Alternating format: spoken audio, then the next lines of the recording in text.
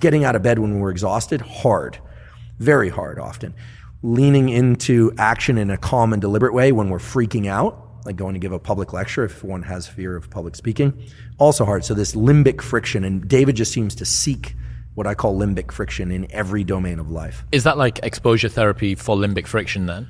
I mean, what you're training and improving when you're getting better at dealing with stress is this ability to tolerate high amounts of adrenaline in your body and to think clearly and function well. I mean, adrenaline is epinephrine, and just a little bit of physiology. It's released from the adrenals, obviously, above the kidneys.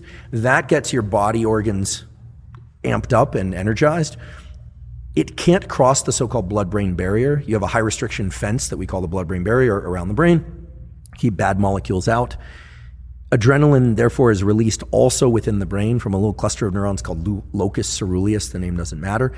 So when you are stressed, your brain and your body both wake up, and that adrenaline hijacks certain systems, narrows your visual focus, et cetera, et cetera. They generate a lot of adrenaline release in the brain and a lot of adrenaline release in the body.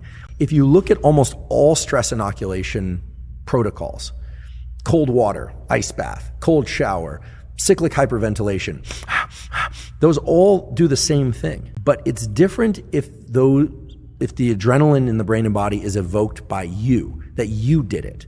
Because under conditions under which you did the ice bath deliberately and now you're wide awake and really, really alert, there's this feeling that you have options. It wasn't done to you, but you can train up an ability to, for instance, think clearly and calmly.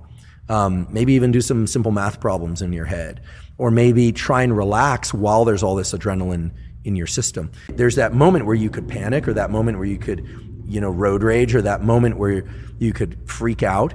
But if you are familiar with the feeling of adrenaline in your brain and body, you navigate that in a calmer way.